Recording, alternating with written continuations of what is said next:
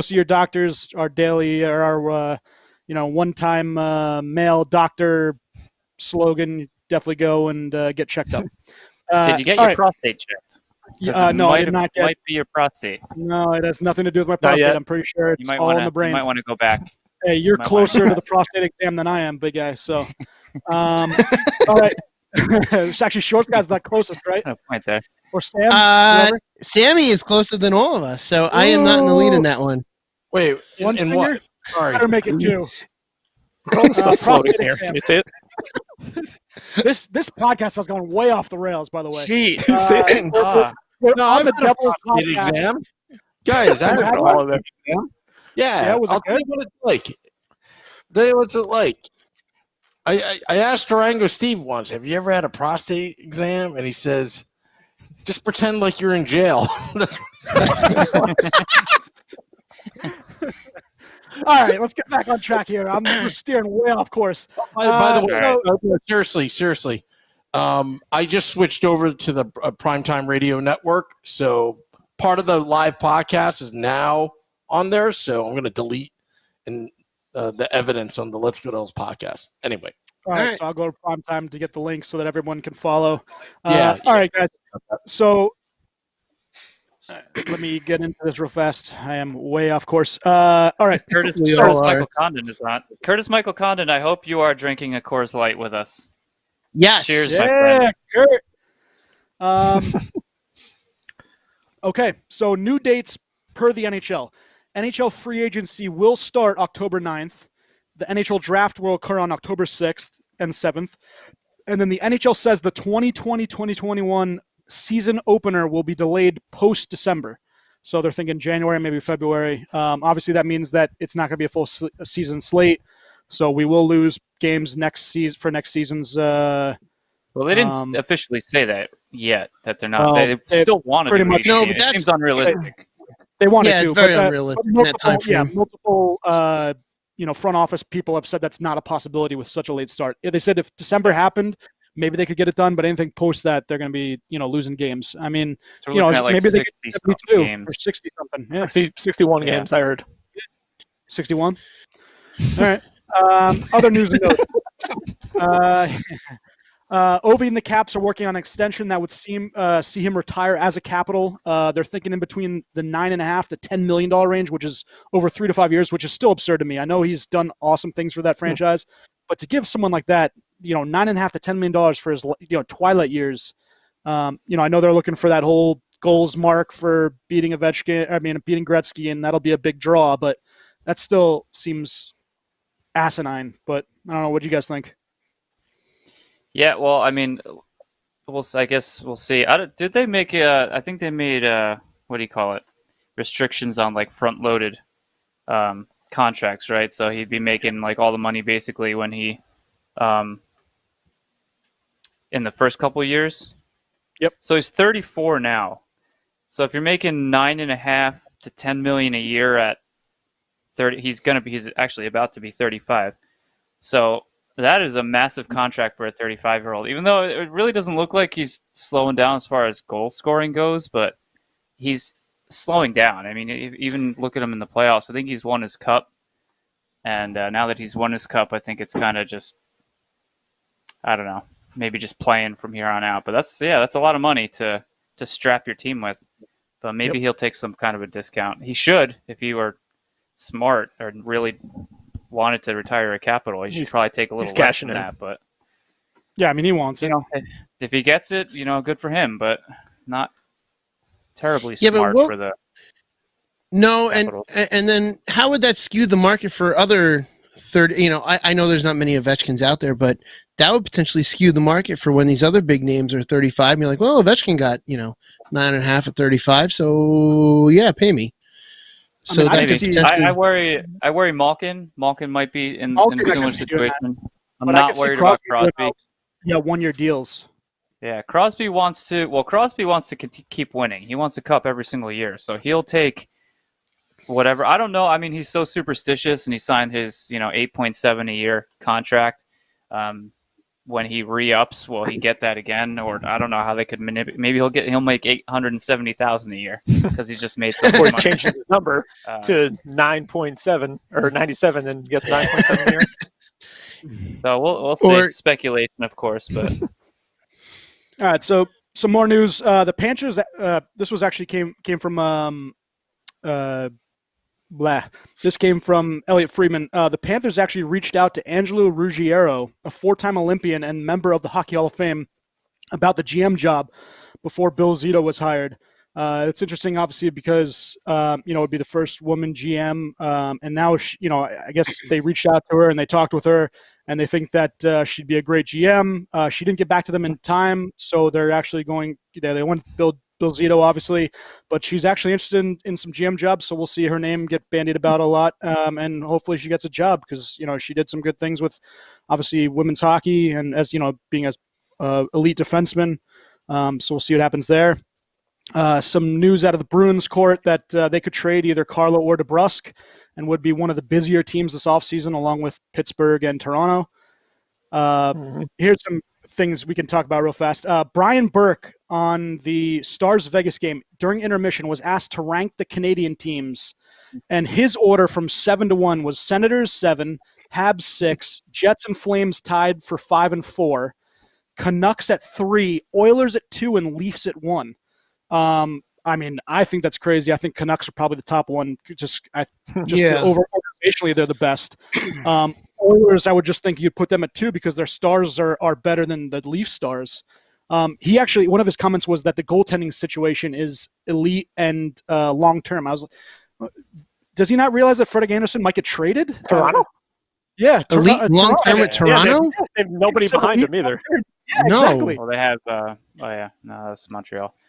They have David Ayers. Part of it I agree, but if you look on, they have Shorts guy if they really want him. Probably on paper, they could. Toronto is the better, right? They're the deepest. I would say they're probably number 1. They underachieve every single year, but so do the rest of them. So, although Vancouver really surprised me, but I would put Vancouver up there with maybe. I don't know if I'd rank them 1.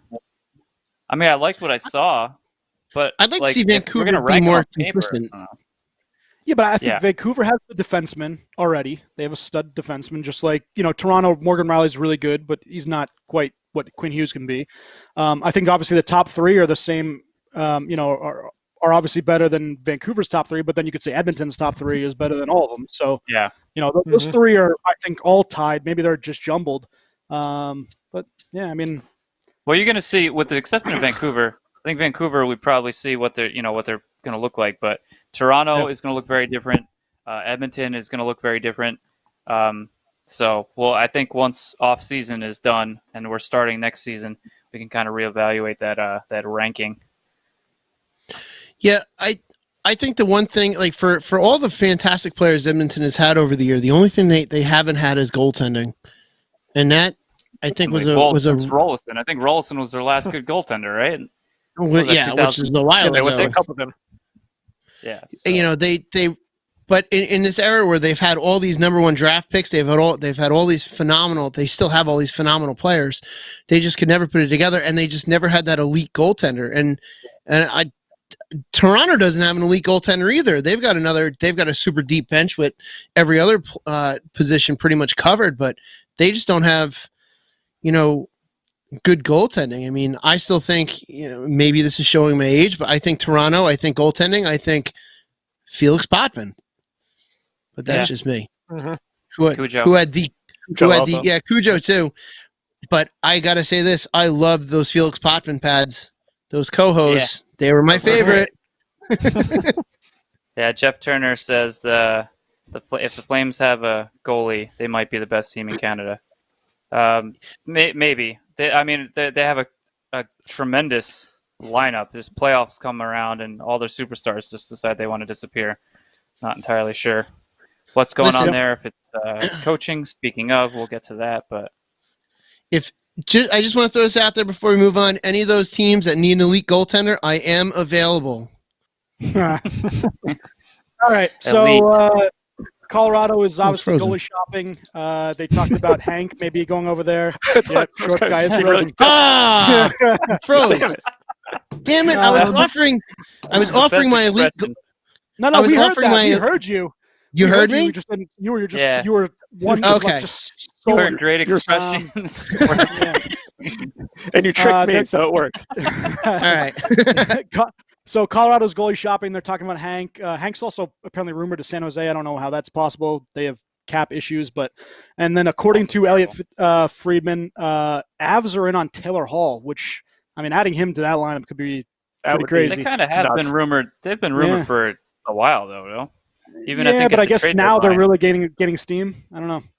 I can Rangers see are it. also shopping Tony DeAngelo. There are rumors that Patrick Laine, not only to the Devils, but maybe to Montreal, Yep. as well as Koivu as a third-line center to Montreal. Jeff Ward was also named the head coach of the Flames. He removed the interim tag. He got a 2-year deal. He actually replaced Bill Peters November 29th and went 24-15-3 and defeated, obviously, the Jets in the qualifying round. What? Don't mind us. All right.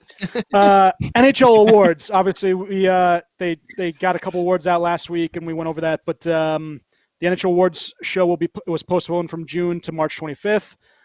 Dampy Brar won the O'Ree Community Hero Award. He's the founder of Apna Hockey that provides support to South Asian and other ethnic players and connects the community, highlights players and parents, and spreads information. He helped bring the first women's ice hockey team from India, which was in the Himalayas, to Canada. Wow. So good for him. Pretty cool. Bruce Cassidy won the Jack Adams. Boston won the President's Trophy with a 44-14-12 record, 100 points, 8 ahead of second place Tampa Bay. They're obviously not in the playoffs anymore. Good job, Tampa. Thank you. They had a 7.712 points percentage, allowed the fewest goals in the NHL at 167, tied for 7th in scoring per game at 227 Vegas. goals. Ooh, Oh, one of the Vegas. I have the football on. Oh, all right. They're the second in power play percentage and third in the PK. I thought Torch should have won. He had a 33-12-15 record. After losing key players in free agency and injury, they lost Panarin, Bobrovsky, Duchesne, Dzingel, Gerbe, Anderson, Merzlikins, Korpisalo, Murray, Dubinsky, and Atkinson. I mean, that's injuries and free agency. That's a crazy amount of people to lose. And I just thought he had a great year, and I would have picked him, but I'm not a writer. Can I say something on that? Yep. Can I say something on that? So I think so. Too often, first of all, the Jack Adams does not go to the coach with the team with the best record. It's whoever has like the best turnaround. I think Cassidy is deserving. He coached Boston to a powerhouse season, and they were tremendous in just about every single statistical category. And I don't agree with Tortorella just because I understand he lost a lot of injury, and I understand he lost a lot to free agency, but he coached. He took some, basically no-namers and some role-playing guys, and he made the team a little bit better than mediocre. Like, congratulations. I don't think that's that impressive. I mean, they beat a pretty good team in the Leafs. I mean, I think they're a pretty good team in the Leafs, but No, I mean, they're all right. took That's the Tampa. thing. They're all right. It's just some, and even with Tampa, I mean, their system plays Tampa well, but They took Tampa to the brink of 5 games. Yeah, right. So, I mean, Well, I they didn't swept them say they last won year. 7. We're not gonna talk about last year. I'm talking about this year. Like, I understand, like, okay, they made the playoffs and he did well for what he had, but at the same time, like, why should a coach of a mediocre team have a better than mediocre record win Coach of the Year? I don't even know why he was nominated, to be honest with you.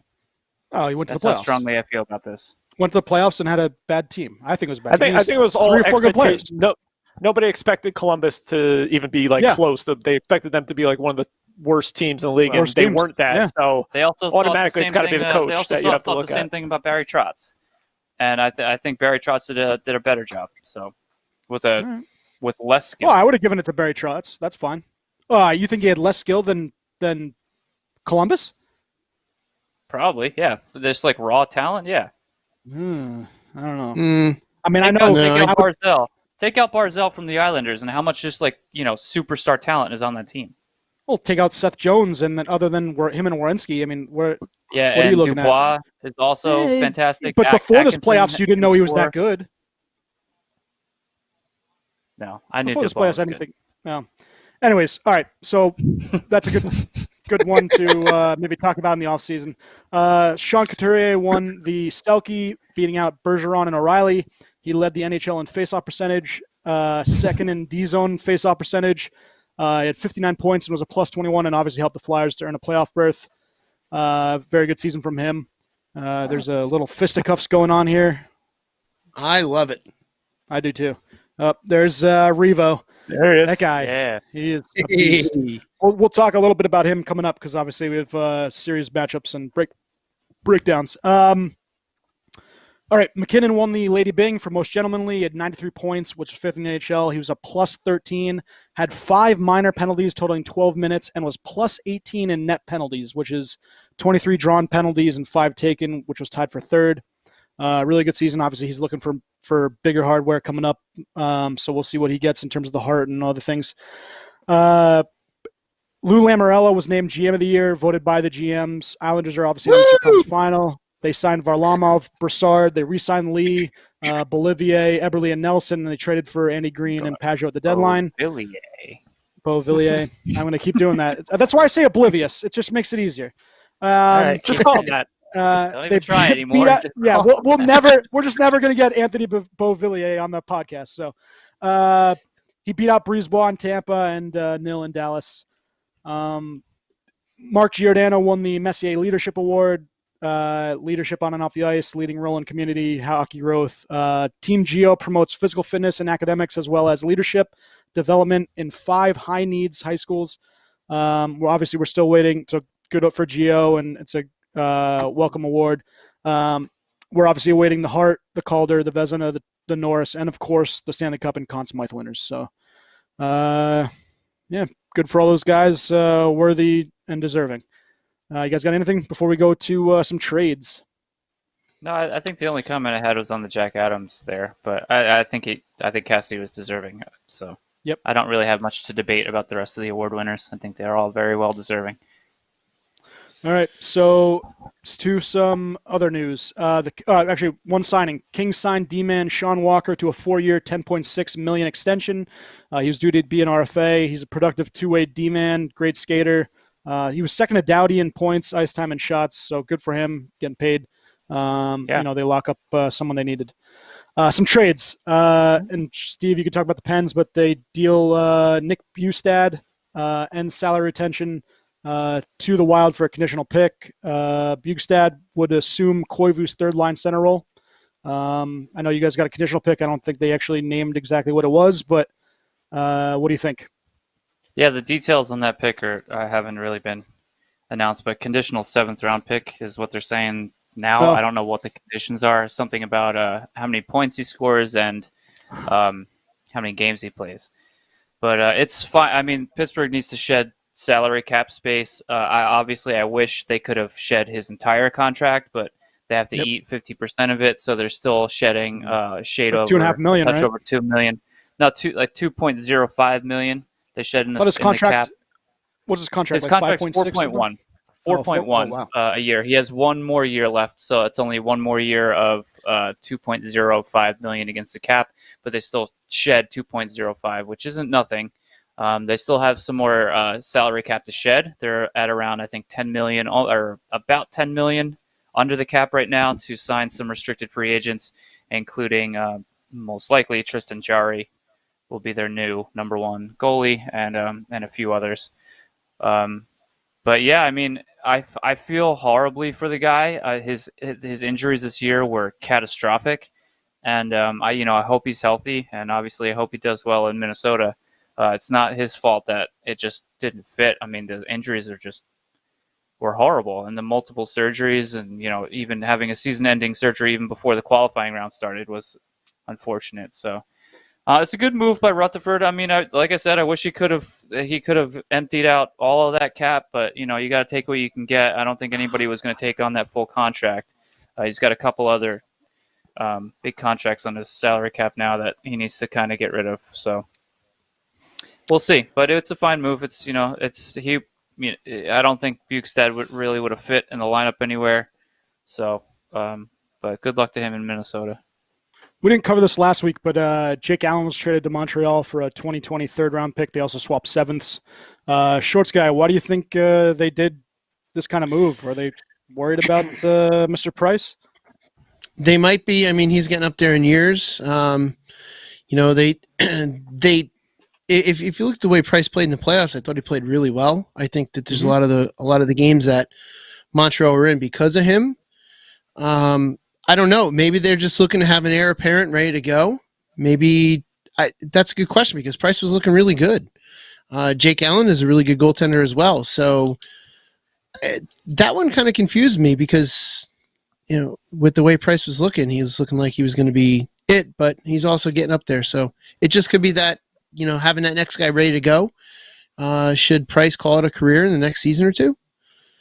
But it's also a lot of money. Timeshare. I think it's the timeshare move. They need somebody else like Carey Price can't be carrying. I think they need a quality. They've never had really a quality backup, like somebody they can go right to. And now it's not even just having you can't have that workhorse that's playing that many games consistently because it really takes a toll, especially as they're aging. So you need a lot of teams now are doing some kind of timeshare. You see Boston with Halak and Rask, and how that example turns into their statistics for goals against and save percentage is consistently tremendous. So, and even last year with Grace and Leonard. So you need that timeshare. So, it is I think it's nothing but a timeshare move. And now that Jake Allen can potentially split some starts with Carey Price. It is a ton to play for two goalies, though. I mean, you're looking at over $13 million between two goalies. A lot to pay, yes. I agree with that. Yeah. So I mean, that hits into a solid cap number this year. That's going to be tough for them to bring in some extra help. So we'll see how that goes. The last trade was Joel Edmondson's rights were traded to Montreal as well. Carolina got a 5th-round pick. They recouped the pick that was sent to St. Louis in the Justin Falk trade. I don't know, Schwimmer, you think this is a good deal? I mean, he could test free agency, and then the Habs would be giving up a pick in a deep draft for nothing. What would they get if he just you trade my rights here, but I'm signed here. I'm going to forego this, and then he just becomes an unrestricted free agent, I guess. And the Habs, we've seen it before, don't get anything. But also they could also trade the rights again to somebody else if they can't come to some kind of agreement. Usually they think that they're going to sign that player. Yeah, or they offer him a ridiculous contract, and we're just like, what? Yeah. Joel Edmondson for X amount of dollars? And we'd be like, all right, that makes sense because Montreal does stuff like that. But they offer people ridiculous things. So I don't know. We'll see, I guess. Yeah. But if they can sign him he's a decent, role player. He's not going to be in your, he's not one of your top players, but he's a good role player. But I don't know if they can sign him for a decent amount of cheap, on the lower end maybe. But if they offer him a big contract, it's going to be kind of funny. More role players getting big contracts. I know. Now. Yeah, I don't know. I figured actually looking at the free agents, I thought you'd still get those top guys getting paid. That's going to happen. Taylor Hall's going to get his money. It might not be as maybe it's not the 8 to 10 he was hoping. Maybe it's more in the 6 to 8 million range. But I figured they would hurt the smaller market guys. But it actually looks like they're still going to get paid. So we'll see how that cap number affects teams this offseason. Bottom 6 players are getting paid. Not so much getting paid. They're getting terms, which was kind of unheard of. I mean, you look at Brandon Tanev's contract, for example. That's 6 years for a bottom 6 guy. I mean, you just never see that. But now I think you're going to start seeing that now because of their importance. Bottom 6 scoring is huge. Yeah, Jesper Foss, they're talking about the Rangers signing him for 4 years. So we'll see how that goes. Obviously, the money would be a big draw. But all right, scoring leaders through Monday. Braden Point, 9 goals, 16 assists. Him, Kuch, and McKinnon all lead with 25 points. Kucherov, like I said, 6 goals, 19 assists. Miro Heiskanen comes in second place, technically really fourth because those 3 are top. He has 5 goals, 17 assists. Mikko Rantanen has 7 goals, 14 assists. Josh Bailey, 2 and 18. Nazem Kadri still up there with 18 points. Brock Nelson with 9 goals, 9 assists. And Pettersson, 7 and 11. And Theodore also 7-11, and JT Miller rounds out the top 10 with 6 goals, 12 assists. Bo Horvat still leads the league with 10 goals, but right on his heels is Point, Nelson, Pavelski, Bo Villiers, McKinnon, and Nazem Kadri. O'Reilly and Marsh. We already talked about that. Conn Smythe favorites. I mean, obviously, a week later, I still think it's Heiskanen, but I think Khudobin's right on his tail if Dallas was to win. For Vegas, I think it's going to be Leonard now. He's played a lot better. Mark Stone's kind of had 4 games. Tampa, I mean, it's Point, I think, but Kucherov's right there too. I mean, he's had some. He's stepped up a lot. His game. We'll talk about his game because his points in the last 4 games is crazy. And then for the Islanders, I guess Brock Nelson, Barzal is also kind of fallen off a little bit, like Stone. So yeah, we'll see how that goes. All right, conference finals matchup analysis. So you guys want to do Western Conference first or the Eastern Conference? Western F Anyone? Schwim. Yeah. Let's do West. We'll F Schwim. All right. So game 1, we talked about Stars won 1-0. Game 2, so season series is at 3-1 for the Stars. Obviously, game 5 is right now on your screen. Vegas leads 1-0 in the first, 5:10 left. Game 2, Knights had a 3-0 shutout win, coming back to tie the series 1-1. The Knights were buzzing. Ryan Reeves, obviously back from his suspension, was hitting everyone. Max Pacioretty Patches had a great pass to Stastny for the first goal. Khudobin should have had Carlson's power play goal, but Miro Heiskanen with a bad turnover. Radulov's selfish penalty led to Theodore's power play goal to make it 2-1. Theodore, damn. But it was overturned to Patch's incidental contact. Beautiful third goal for Vegas. It was a tic-tac goal, as Pierre Maguire would say. Both goalies played well. Other than that second goal, second Vegas goal, Stastny with a goal and assist. Carlson and Nosek also with goals. Theodore, Pacioretty, Stevenson, and all with assists. Khudobin, 24 saves on 27 shots. Ettinger came in for relief for Leonard. Ettinger came in relief of Khudobin. Leonard with 24 saves, shutout. He's actually got 4 shutouts on the series in the playoffs. He's doing fantastic. All right, game 3, 3-2 Stars, overtime win. Radulov gets the winner 31 seconds into overtime, a dinger off the left post. Alexiak I wrote the slowest breakaway of all time. He looked like Kevin Dean out there. Did you see who led that breakaway? That breakaway was like basically a 2-on-1 of Heiskanen and Alexiak. Yes, two defensemen. Both defensemen just in front. Yeah, yep. It was completely ridiculous. He still but that breakaway was hilarious. I was laughing the whole time. Yeah, I mean Martinez catches up with him. Yeah, it was a Kevin Dean breakaway. Kevin Dean breakaway. Kevin Dean breakaway. Kevin. No, I'm faster than Kevin, so it's definitely Kevin Dean. I don't know. So Alec Martinez actually catches up to Alexiak, and then he bothers not to play any defense. So I thought that was a pretty good goal. That's the Bone Storm way. Yeah. Yep. Theodore then scores on the power play to tie it. Ben then scores for the Stars. Leonard should have had it. I think it went between. He actually stopped the puck. It went in between his 5-hole, but then it just kind of fluttered in. That was a short sky goal. Tuck gets his 8th goal of the playoffs to tie it again. No goalie interference on that one. They were talking about it. Khudobin had 2 great saves in the third, both kick saves off of both sides of the net. Right at the end of the game, Jamie Benn almost wins it, but he was just denied by Leonard. Tuck and Theodore obviously had their goals. Jam, Carlson, Stone each had an assist. Ben with the goal and assist. Alexiak had the goal. Heiskanen, Sagan, and Pavs all with assists. Leonard had 20 saves. Khudobin had 38 saves. Game 4, 2-1 Stars win. Khudobin was on fire. Martinez gets that first goal of the game. It was a bomb on the power play in the second off of the faceoff.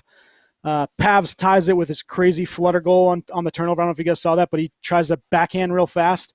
And I don't know who the defenseman is, but he goes and whacks and just flutters over the top of Leonard. He's letting a lot like that in this in this series. He's letting a lot of weak goals. Yeah. I didn't think that overtime goal was good. Did you see his positioning on that? I mean, it was a good shot. He rips a far post off the post, but you see Leonard kind of like Radulov's OT winner. Yeah, he's kind of like leaning. Even when Radulov shoots, he's leaning the other way like this, and it goes that way. I'm like, It didn't look. I don't know. It didn't look good. You know, like from seeing some of the goals that Leonard lets in, and some of his performances just don't look as strong as he did in the previous rounds. Mhm. I keep hoping to see a switch to Marc-Andre Fleury, but they just keep keep going. I with don't think he's never gonna play like that bad. Because he hasn't played bad at any point. I mean, some of the goals maybe you take him back. The floater, there's nothing he could do about that. That was just I don't know how. The Ben goal was weak. The OT goal I thought was somewhat weak. The Ben goal, the 5-hole goal, yeah. Yeah. But also, I mean, it might be a little weak, but he's still making solid saves and consistency. So I don't think the team is playing that good in front of him. I would like to see. I'm definitely with not. you, short guy. I'd like to see the Flower in as well. I think we all want to see the Flower.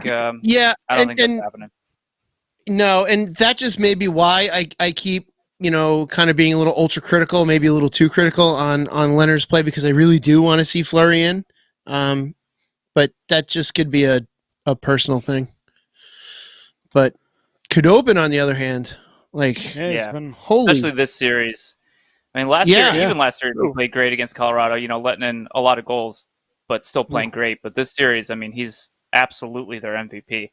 I think even now, I know we were talking about Khudobin, Heiskanen for potential Conn Smythe candidates off of Dallas, but right now Khudobin has me convinced he is the absolute most important player on this team. Heiskanen is doing, and no discredit to Heiskanen, he's doing fantastic and carrying the defense and contributing to the offense. But I mean, they're not winning games without Khudobin. No, yeah. If Khudobin plays like this in the Cup final and they win, it's absolutely his to take home. And you know what? And what I really like about him is he is, compared to most NHL goalies, he's short and he's stocky. 5'11". 5'11". Yep. He's 5'11", 195. He's not too. He's an inch taller and 5 pounds less than me right now. So I am all about the shorter, stockier goalies doing well.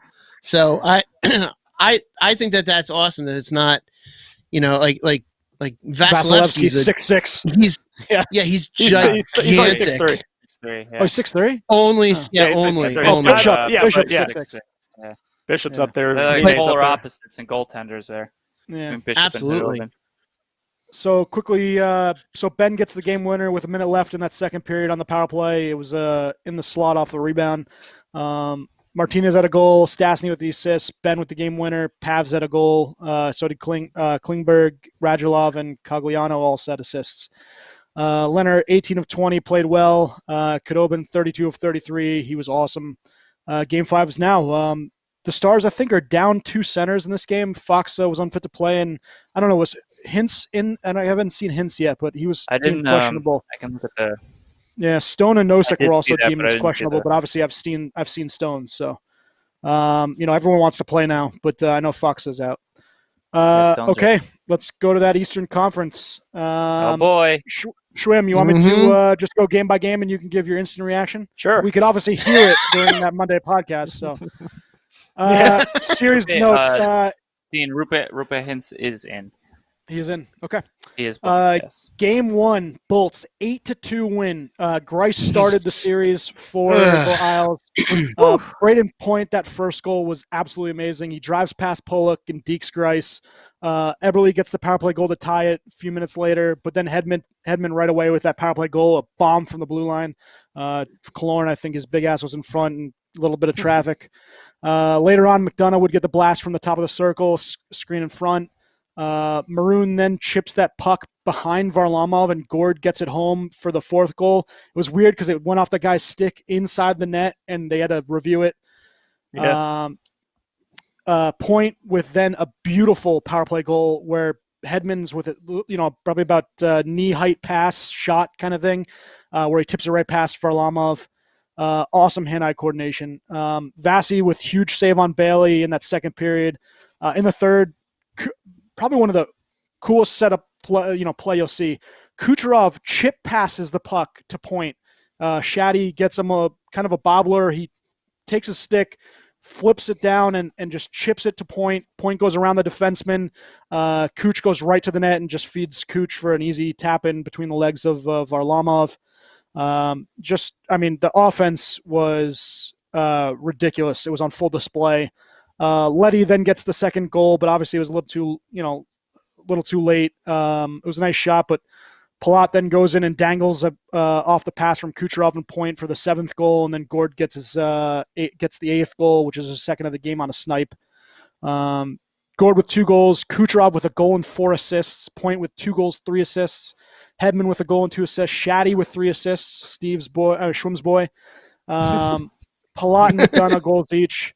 Eberle, goal and an assist. Lee had 2 assists. Letty with the goal. Vasi was 22 of 24, and Grice was 6 of 9. And then Varlamov came in and was 20 of 25. Tampa Bay with 34 shots on goal before missing with a minute left in the third. So every single shot that they had was on net or they didn't miss. Yeah. So pretty cool. Pretty good stuff. Missed the one shot? It was Baguette. Yeah, right at the end of the game, the idiot ruins everything. Minute left And misses a shot. So Schwim, we could obviously hear you because Steve and I were doing the podcast, and you're a loud ass. So let's hear a little bit of. I need to add something by the end of Schwim's. Go ahead. No, at the end of your description, I'm going to add a little fun fact into watching the game with Schwim that night. I don't know how much clapping I did and how much woo-hooing I did. I got a great idea for short little podcasts.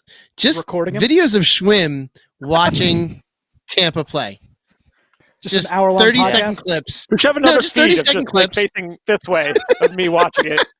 And you see how ridiculous I am watching a friggin' Tampa game. Should have pointed the damn camera. Yeah. Something to think about going forward. Anything on that game one? Oh, yeah. Talking about game one, I mean, that game was ridiculous. I didn't think Tampa was going to come out. I thought they were going to come out good, but I was not expecting a friggin' 8-goal onslaught.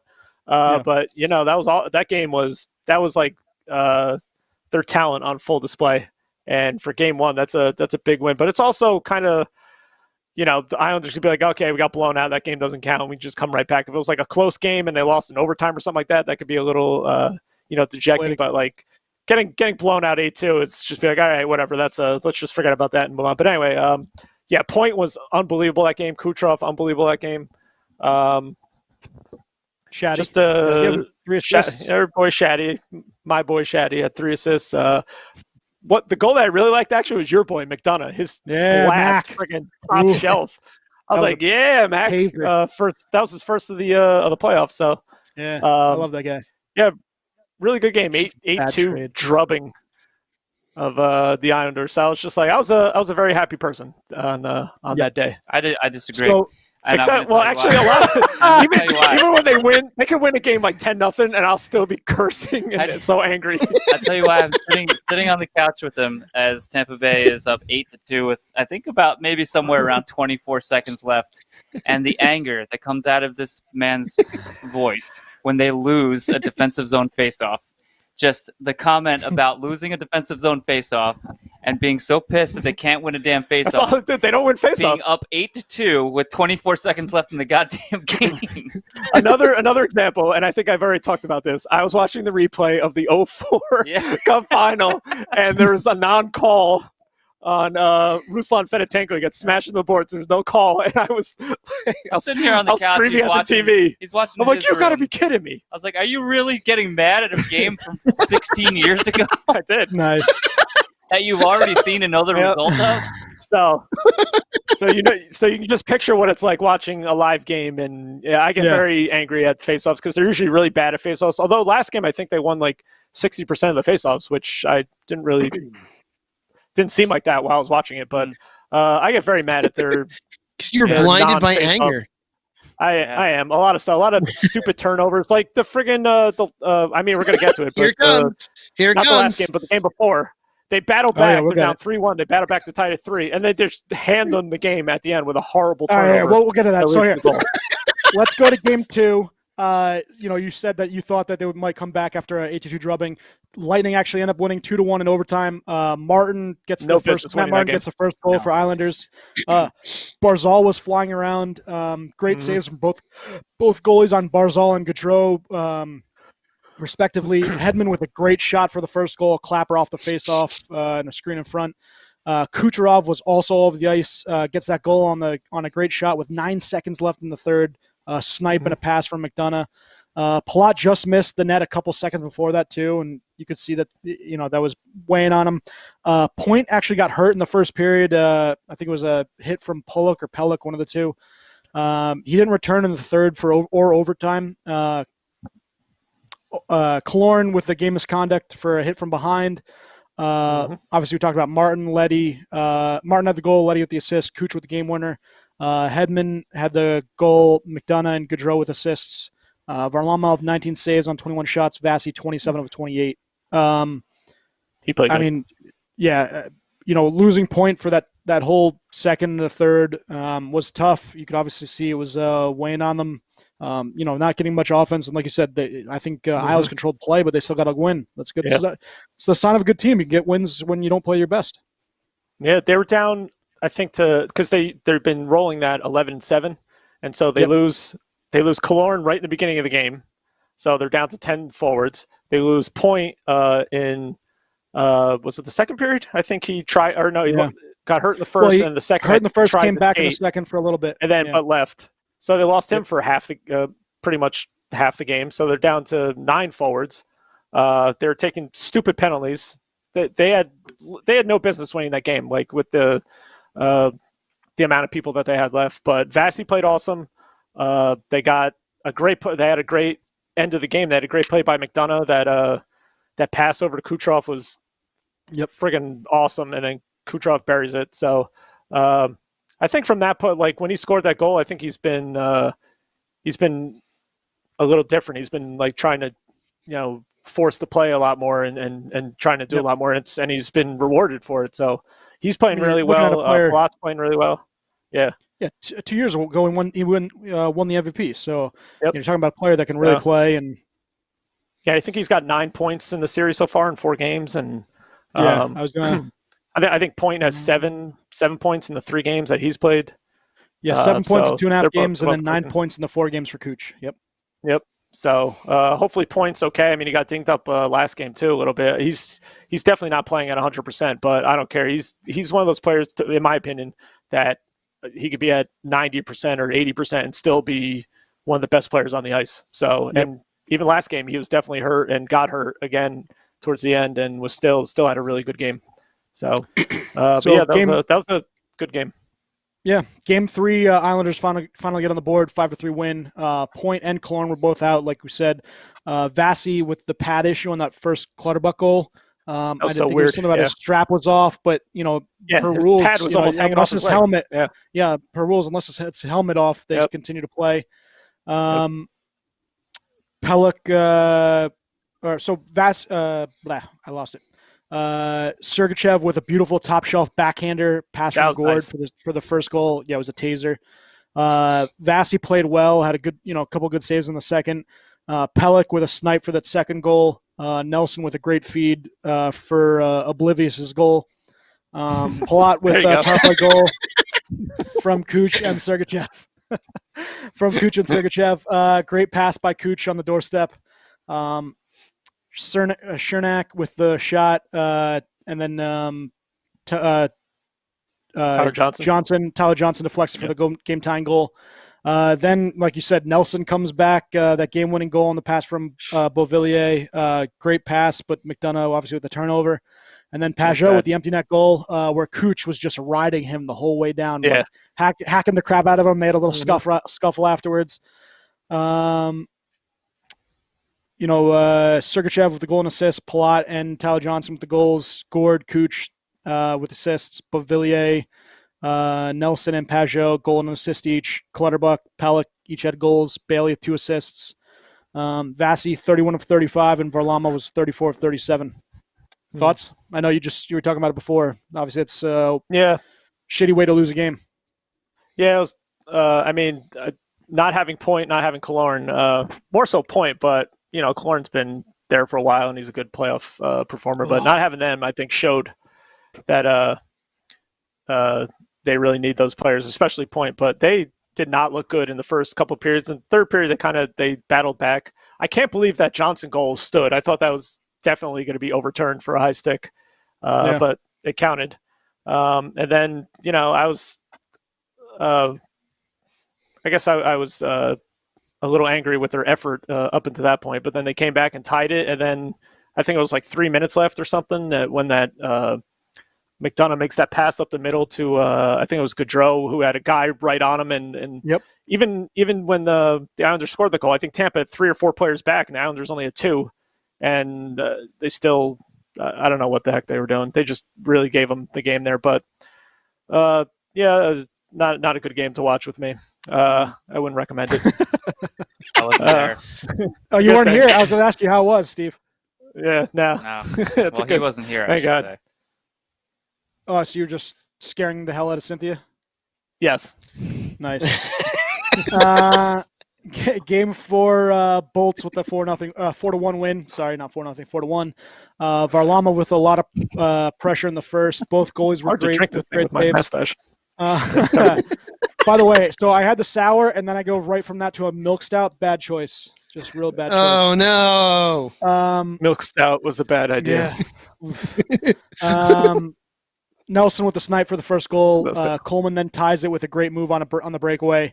Palat then with a great shot off of a beautiful feed from Kucherov and point. 3 goals in 27 seconds. I think it's the that's nuts. third quickest third in fastest. NHL playoffs history. Yeah.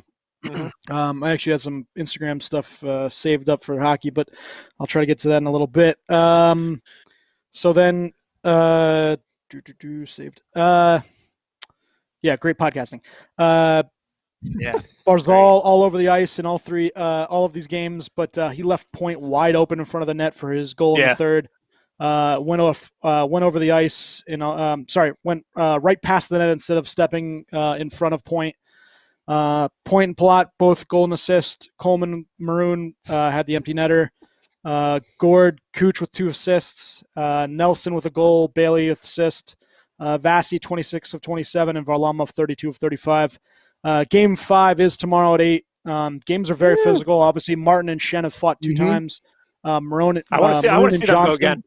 Yeah, Maroon and Johnson have gone. John and obviously Gaudreau is all throughout the playoffs.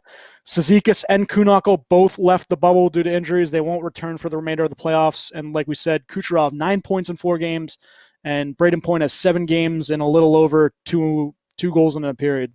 So both are having tremendous series. Any thoughts, gents? I was just going to say. Go ahead, Shorts. No, I was just going to say, like, going to Barzal, he just seems like he's getting the crap kicked out of him. He's just getting very unfortunate things happening to him. Getting hit. That one in practice or in the warm-ups. Warm-ups that post hit him in the head. Yeah, I know. Like it almost seems like it's I don't know. It may have thrown him off his game a little bit. He's just been getting all these odd shots against him. And I don't know. Admittedly, I haven't seen as much as this series as I wanted to because I've been back to work and going to bed early. But it seems like it's thrown his game off a little bit. But that's just my thought on that one. Schwim. By the way, there's an article in the Athletic about all of the chirps. Yep. The chirps heard between games, and they're documenting all the chirps and like writing them down. So we obviously can't hear them on TV, but they can awesome. They can write them in the articles word for word, which is pretty cool. Nice. Some are just pretty generic and dumb, but some are pretty funny. I encourage you all to check that out. I heard Patty Maroon is like one of the best chirpers in there. So I heard that too. He's probably got some good ones. Him and Revo, if they had a series together, they would be hysterical. It'd be great. Obviously, former teammates too. But, so a couple things I saw on Instagram, pretty good. New NHL record, most playoff points by a rookie defenseman, Quinn Hughes. Also, Cale Makar's getting up there as well, and Glenn Wesley.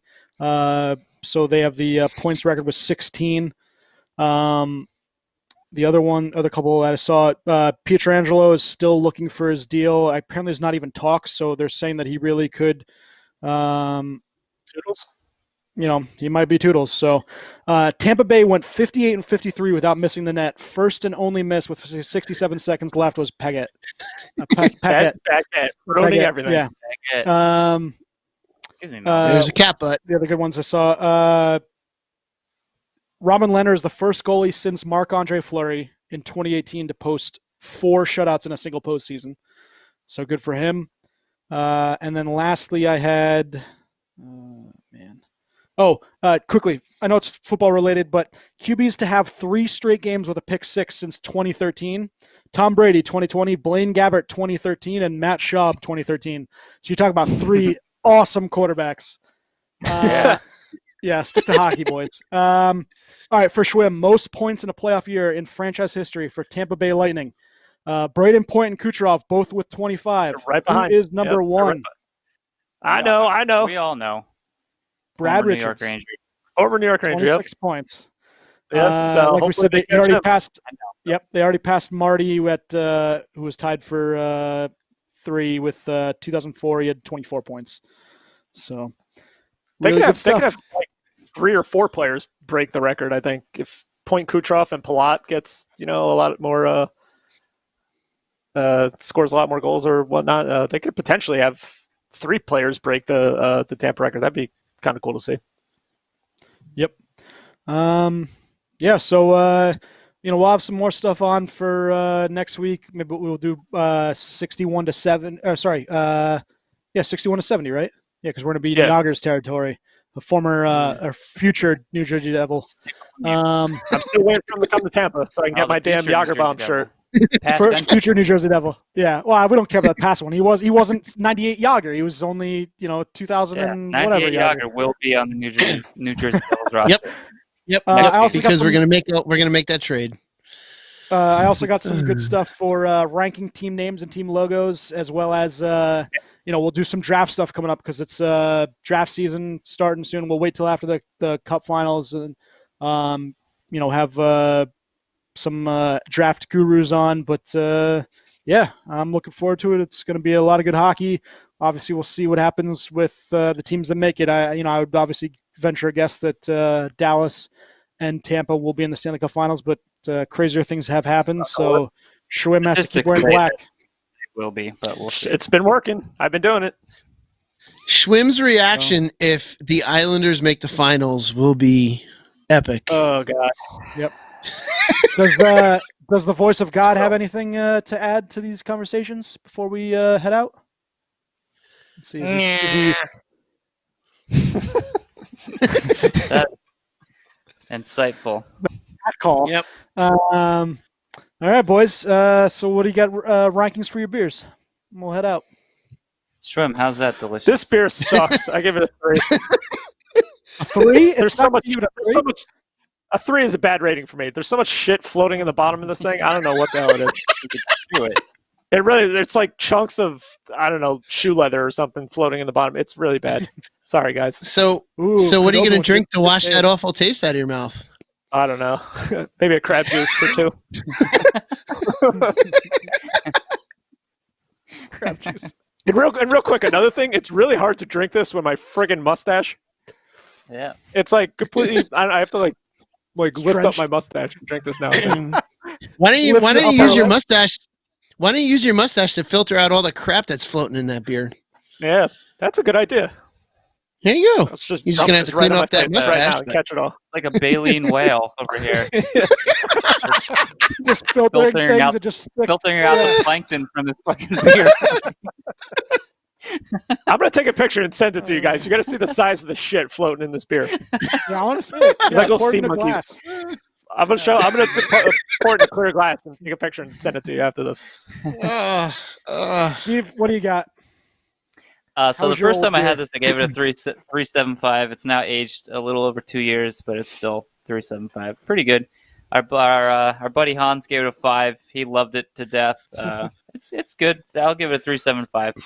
I enjoy it. They may be retiring that. If I'm not mistaken, they possibly retiring mop water for a little bit. I mean, I don't think this was ever on the shelves. I think it was at the brewery only, right? No, you can get it up here in. No, you could get it up here in cans now. So, all right. But I would hold on to that bottle. I think that's the older bottle too. So, all right, I still have another one. Nice. Woo! All right, I'll go. Short. Yeah, I really like this. I'm not really, I'm not really a fan of cloudy IPAs and juicy IPAs, but I do like this, so I'm going to give it a 3.75. I would get it again, and I might get it again. But I'm also going to have the mango crushing it that we're all going to be able to try. So maybe we'll have that on the future podcast. Yeah, As am I. Excited. And then so Cape May Brewery, myself, sponsor us. yeah, Cape May Brewery. Yes. Blair Snort also sponsor us. I'll hit you guys up on social. Cthulhu is definitely a solid 4.25. Awesome sours. They also have, if you go to the brewery, they have some fantastic slushies that they make, slushy beers. So highly recommend heading over there.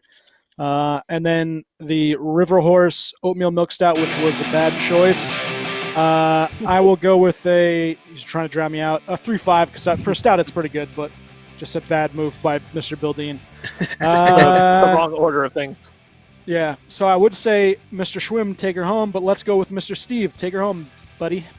I will take us home. So I want to wish a very, very special happy birthday to the beautiful Danielle Manayan. She's really great. Isn't that cute? Danielle. That is birthday, cute. Danielle. And I'd also like to share that we are with you that we are currently dating, and she is quite a handful in the bedroom. Congrats. You might be in trouble for that one. Uh-oh. Might be in trouble for that one.